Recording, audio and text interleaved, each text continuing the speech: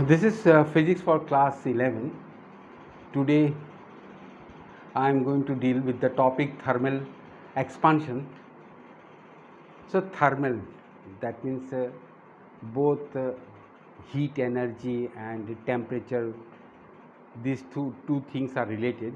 Thermal means heat energy as well as temperature, both these two things are related.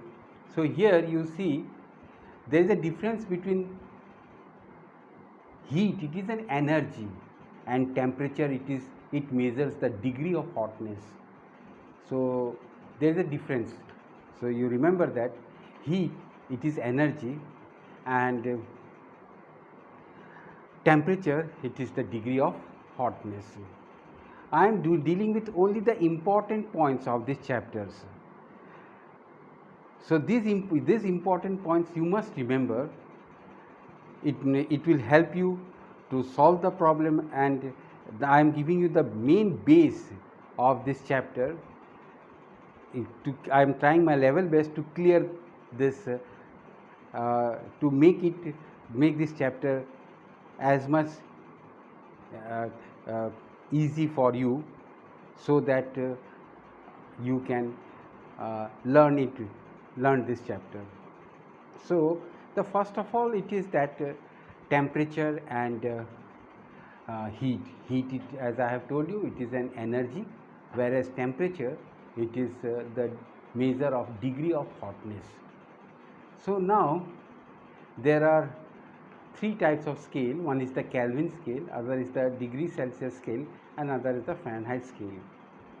So here, if you plot a graph between pressure and temperature, and for low density gas, if you plot between pressure and temperature, if you plot a graph, you find a linear straight line, and if you proceed that line towards the negative x-axis, which x-axis is taken as time, temperature, and the y-axis is taken as pressure. So if you proceed the graph, you will get a linear graph, and if you proceed the graph towards the negative x-axis, that means towards the negative temperature, that is negative x-axis, it will intersect at a point where your pressure is 0, and at that pressure the temperature is minus 273.15 degrees Celsius, which is called as absolute 0. Remember this point. Again I am repeating it, that if you plot a graph between pressure and temperature for low density gas, you will get a straight line, and if you proceed that straight line towards the negative x-axis, because the temperature is taken along x-axis and pressure is taken along y-axis, that line will intersect the negative x-axis at a point, and where your temperature will be minus 273.15 degrees Celsius, and your pressure will be 0. That is called as absolute 0. Now let us move. Water shows an anomalous behavior. What is that anomalous behavior? This is an interesting point. Water shows an anomalous behavior, that when you rise the temperature from 0 degrees Celsius to 4 degrees Celsius, here the volume of water decreases. When you increase the temperature from 0 degrees Celsius to 4 degrees Celsius, the volume of the water increases. Or in other way, if you say that when you raise the temperature, when you raise the temperature from 0 degrees Celsius to 4 degrees Celsius, the volume of the water decreases. When you raise the temperature, your volume decreases. That means your vice versa, it will be that when you decrease the temperature, what happens? The volume decreases, and after 4 degrees Celsius, your volume increases, but the density decreases. Remember this point, the anomalous behavior. What happens with water? I am repeating it again, that is, when you increase the temperature from 0 degree Celsius to 4 degree Celsius, the volume of the water decreases. Instead of increasing, it decreases. Or in the vice versa, you can say that when you decrease the temperature, your volume of the water decreases, and when it reaches 4 degrees Celsius, and after 4 degrees Celsius, the volume, when you decrease the temperature, the volume increases, the volume of the water increases and density decreases. So the maximum density of water is calculated at 4 degrees Celsius. Remember this point. So this anomalous behavior helps the aquatic animals in cold region to survive. How? How this is possible? When cooling starts, the cooling starts on the surface of the water. On the surface of the water, and as the cooling starts in surface of the water, the density of the water increases, and thereby it settles down, and the lower region of the water, which is at higher temperature, from the bottom water moves to the surface, and again, and the cooling process is going on. So when the cooling process is going on in cold regions, when it reaches, after 4 degrees Celsius, what happens? The volume of the water increases and density decreases. So it floats on the ice floats on the water. The ice, it starts floats on the water, and the inner layer, that is the inner layer, it remains as water in liquid stage, but the upper layer of the river, it forms ice, because the cooling starts from the surface, not from the bottom. If the cooling would have started from the bottom, then there would have been no aquatic animals in rivers or in rivers or lakes in cold region. So remember what happens, again I am repeating it, that when water cools in cold regions, when the temperature of goes down, then the upper layer of the river, it its volume decreases and its density increases. So the so it settles down, and the water below means water at the bottom, which is at a warmer stage, the water from the bottom, it rises up, and the cooling is going on. So after 4 degrees Celsius, what happens? The volume of the water increases and its density decreases. So the ice floats on the river, and the lower part of it remains as liquid water, so the aquatic animals can survive. So the cooling starts from the surface of the water, not from the bottom of the water. So this is an anomalous behavior of water. You can say this is a God gift, because by the help of which the aquatic animals can survive in the cold regions. Now we move to another topic, that is heat capacity of a substance. What is heat capacity of a substance? So the heat capacity of a substance is that when you apply heat, that is delta Q, external heat, and if the temperature of the body rises from T to delta T plus delta T, when the temperature of the body substance rises from T to T plus delta T, there is rise in temperature of delta T. So delta Q by delta T, that is the heat required to raise the temperature by delta T, that is called the heat capacity of the substance. So heat capacity is delta Q by delta T.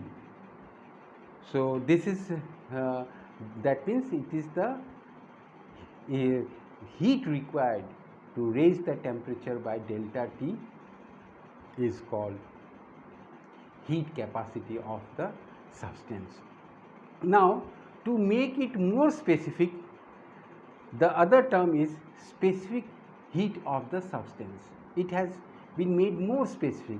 That is, here unit mass is taken, and to raise the temperature by a unit amount, that means a unit mass is taken, and to raise that raise the temperature of the unit mass by an unit amount, then that is called the specific heat capacity of the substance. That means it has been made more specific. In specific heat capacity, the definition was that only a substance, amount of heat required to raise its temperature from T to delta T, that means T to T plus delta T, that is increase in temperature is delta T. So that is delta Q by delta T. So that has been made more specific, that is it has been taken unit mass, and for that unit mass to raise it by a temperature of unit amount, the heat required is called specific heat capacity of the substance. And so delta Q is equal to m as delta T, where m is the mass and S is the specific heat capacity of the substance, and delta T is the rise in temperature. So now again it has been moved forward, that is if we take 1 mole of a substance and we increase it the temperature by an unit amount, then it is called molar specific heat capacity of the substance. So here again the molar specific heat capacity. So heat capacity, it has been again, it can be done at constant pressure or it can be done at constant volume. If your specific heat capacity is at constant pressure, then it is called as specific heat capacity at constant pressure, and if it is at constant volume, then we say that specific heat capacity at constant volume. So here the most important point is, in specific heat capacity there is no change in phase. That is, you remember that there is no change in phase in specific heat capacity. But if we move to the latent heat, here what happens? Here there is change in phase. That means amount of heat required to change the state from a solid state to the liquid stage, or from liquid stage to the vapor state, then that is called latent heat capacity. Then that not latent heat capacity, then it is called as latent heat. So remember, here in latent heat, which is heat required, that is m into L, mass into latent heat.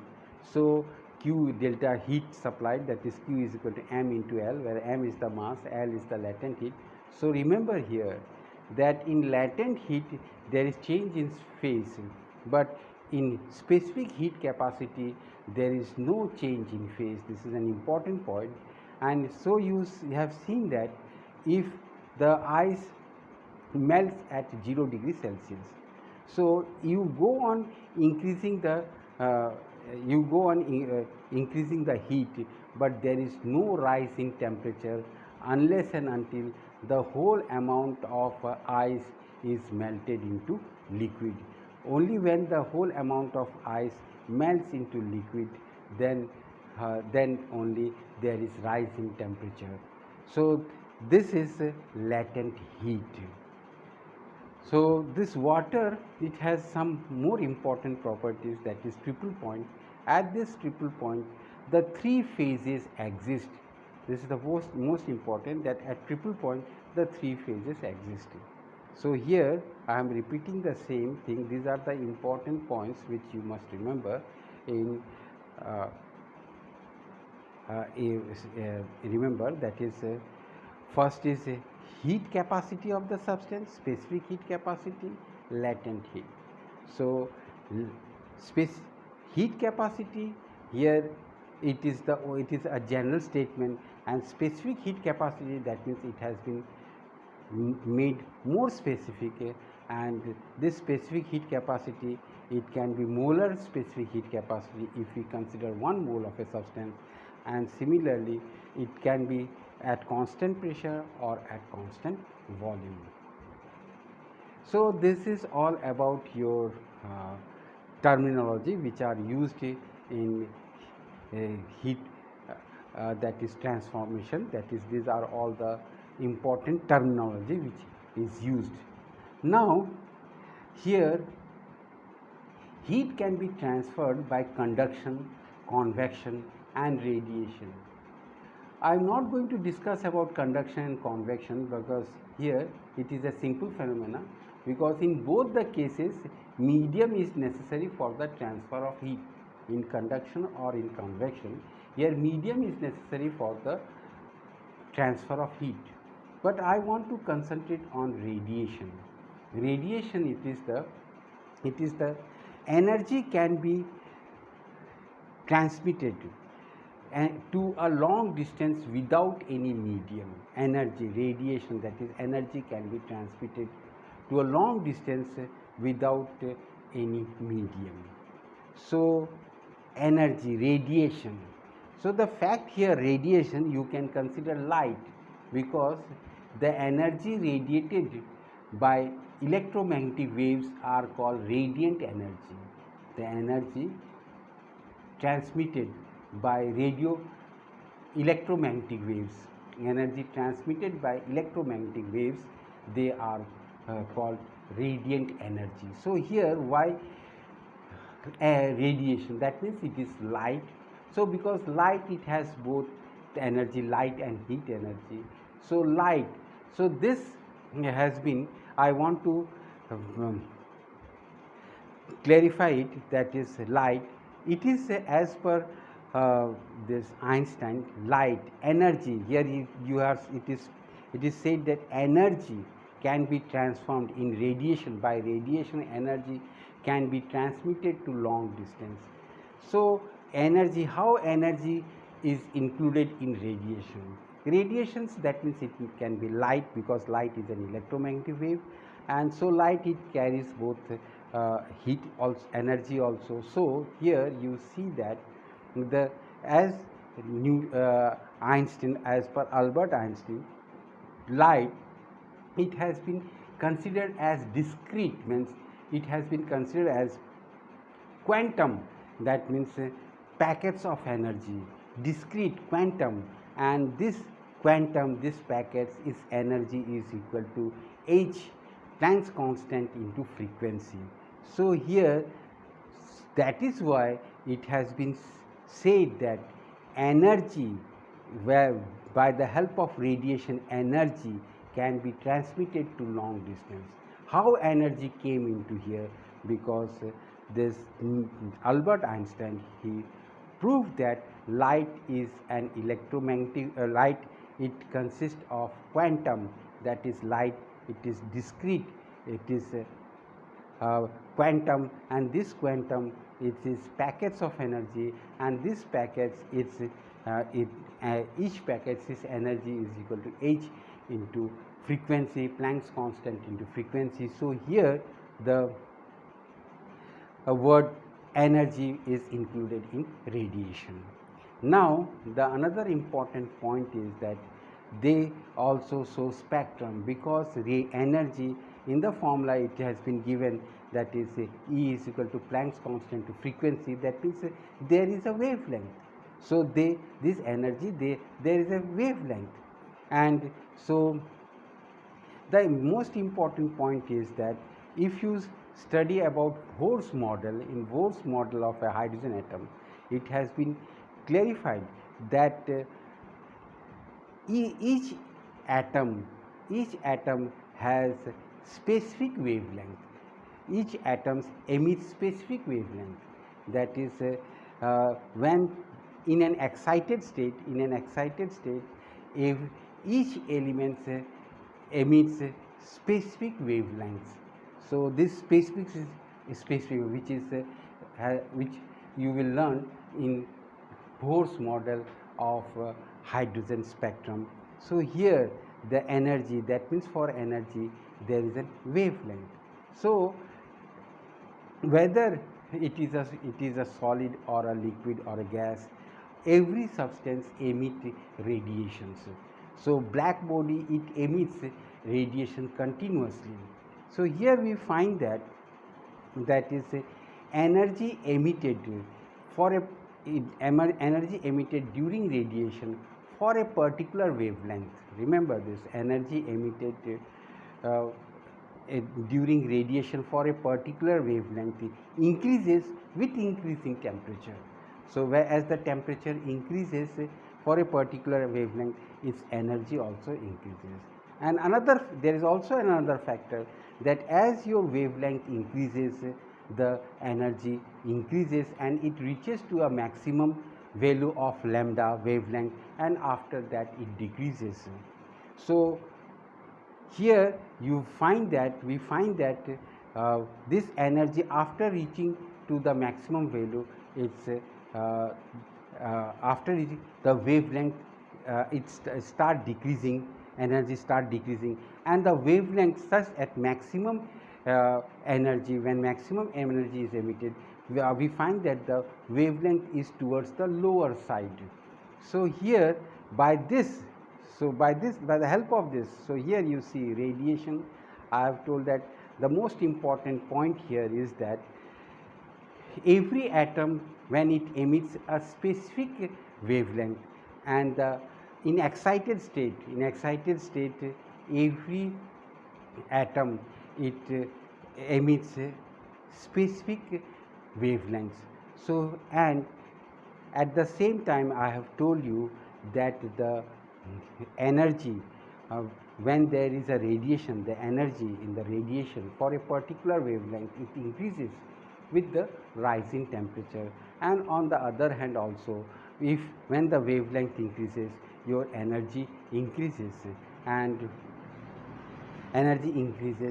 so you find that the energy increases with the increase in wavelength, and it reach for a particular, and if to a particular wavelength the energy is maximum, and after that it decreases, and we find that the wavelength is towards the lower side. So here we can analyze is that what I want to tell you, that radiation, how energy is associated with radiation. And second, I also have compiled with the Bohr's model of hydrogen spectrum, where the excited state, we have found that different wavelengths, and these different wavelengths have different energy. So the energy is not uniformly distributed among the wavelengths. Energy is not uniformly distributed, from which you can find it from the Bohr's hydrogen spectrum. Here you can find it that each wavelength has different energy. So by the help of this, we can prove that why iron, when it is heated, first the color is dull and then reddish yellow, and after that it is white in color. So therefore I have concentrated on radiation, because conduction and convection you have learnt in your lower classes, because here medium is required for the transfer of heat, but in radiation there is no medium is required for the transfer of heat, and because of it the sun is able to heat the earth, because the light, it is radiation from the sun, and to travel that energy, no medium is required, because it is an electromagnetic wave. Now my last topic is Newton's law of cooling, that is the rate at which, it is an important topic, because the rate at which a substance is cooled, that the rate at which a substance is cooled, it is proportional to the difference in temperature between the body and the surrounding. The rate at which that is cooled, that means there is loss of energy. Cooling means there is loss of energy. the rate at which there is loss of energy. What energy? Heat energy. The law and rate at which there is loss of heat energy, that means cooling, is proportional to the difference in temperature between the body and the surrounding. So the Newton's law of cooling, it helps us to determine the time taken for the rate for time taken for cooling a substance in a given range of temperature. So this is very important in Newton's law of cooling. And there is a derivation, because derivation for to derive it, it is not very tough, it is easy, and I have to do it by the help of pen and board, but this is not possible at present. So I have taken only the important topics in this chapter, and this will be helpful for you to revise it, revise the topic.